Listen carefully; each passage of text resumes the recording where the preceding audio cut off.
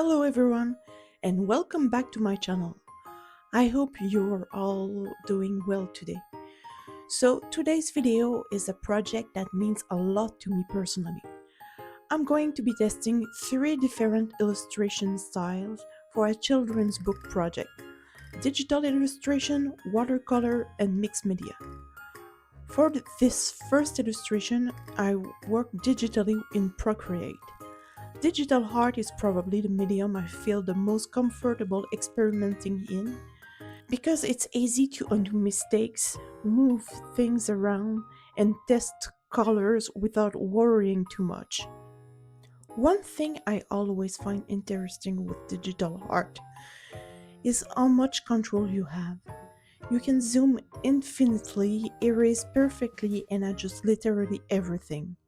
But sometimes I wonder if that same control can remove a little bit of spontaneity and charm.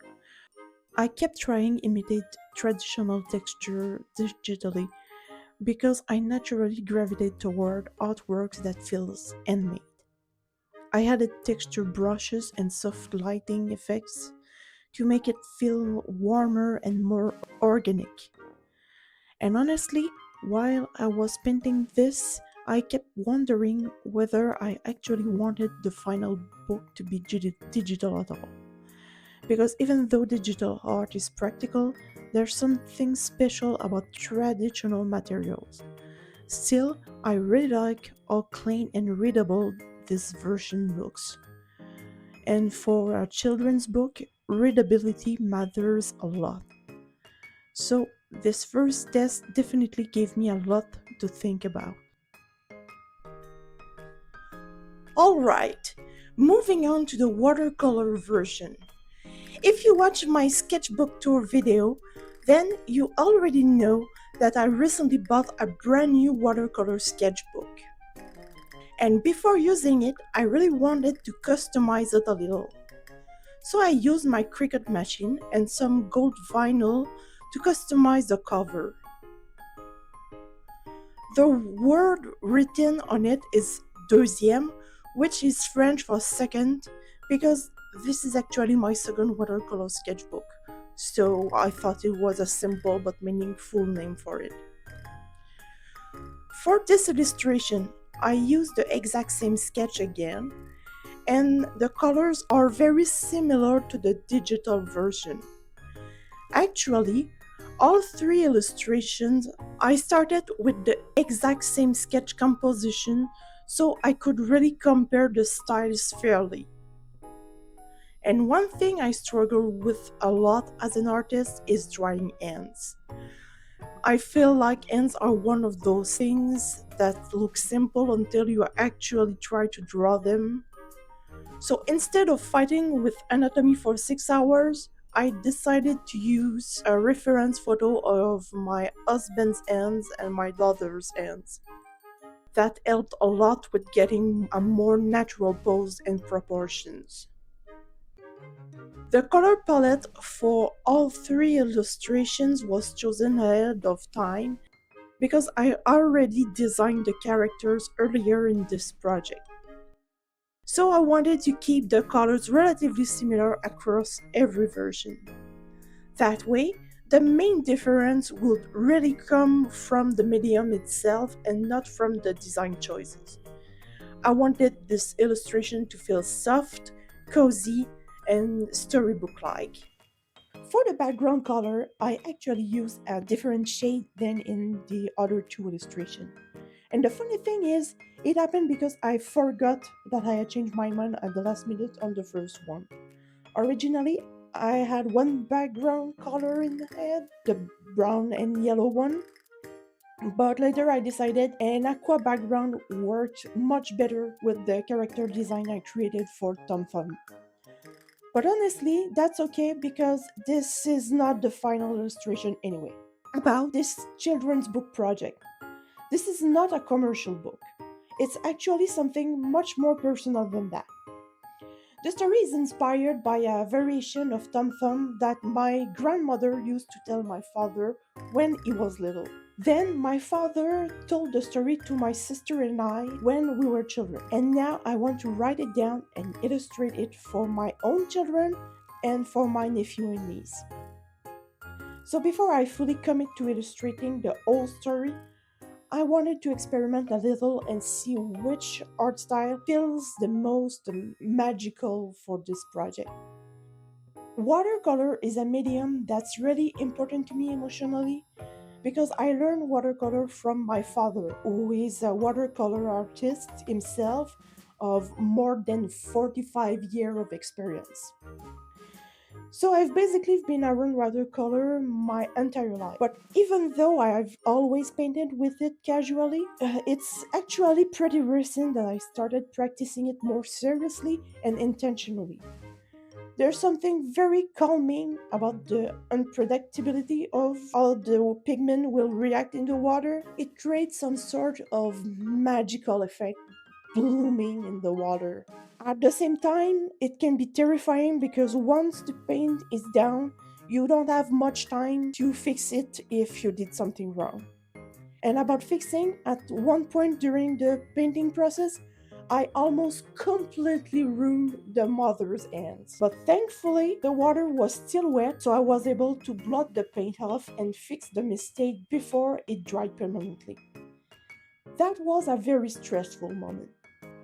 Another detail I had was masking fluid at the beginning of the painting process. When you peel the masking fluid away at the end, it reveals untouched paper underneath. In this case, it left little shimmering areas that catch light beautifully and give that magical spark I wanted for this illustration. Alright, now for the chaotic experiment, the mixed media version. For this one, I basically gathered whatever art supplies I had nearby. I used acrylic paint, color pencil, dry pastels, and oil pastels. The pastel boxes actually belong to my father, and he doesn't really use them anymore. A few of them were still completely new, which honestly felt a little exciting to open. I started by laying down flat areas of acrylic paint. One thing I like about acrylic paint is how easy it is to mix colors. And unlike watercolor, one layer is often enough to get really vibrant coverage. At the same time, it was still transparent enough that I could follow the sketch underneath without too much trouble. Now, I should probably mention that I have basically no experience with mixed media. So this entire process was experimental. From what I understand, mixed media is partially about allowing yourself to stop overthinking and just throw different material onto the page to see what happens. And honestly, that mindset is surprisingly difficult for me. I tend to analyze everything way too much while creating art. So this felt very freeing and also slightly dangerous. I really admire mixed media artists, especially art with him. I love the way Emily layers matter so fearlessly and creates these incredibly textured and expressive pieces. One day I'd love to be brave enough to try college the way she does. But for now, I'm starting smaller by simply getting comfortable combining multiple mediums in the same illustration. For this final illustration, I did remember to make the background the correct color this time, but accidentally made it way too dark. So instead of trying completely cover the first layer, I added a second lighter layer on top and allowed some of the darker colors to show through underneath. And honestly, I think that imperfection ended up making the background more interesting. After that, I added dry pastels, oil pastels, and little dots of acrylic paint to create a sparkly magical feeling. Unfortunately, I completely forgot to film that part, which is honestly very on brand for me. But I really like the final texture that those materials created together. This version definitely feels the most expressive and experimental out of the three. It has a lot more texture, movement, and personality. And even though it's the medium I'm least experienced with, it might actually be the one that surprised me the most. I feel like there's so much potential there, and I'd really love to explore mixed media more in the future.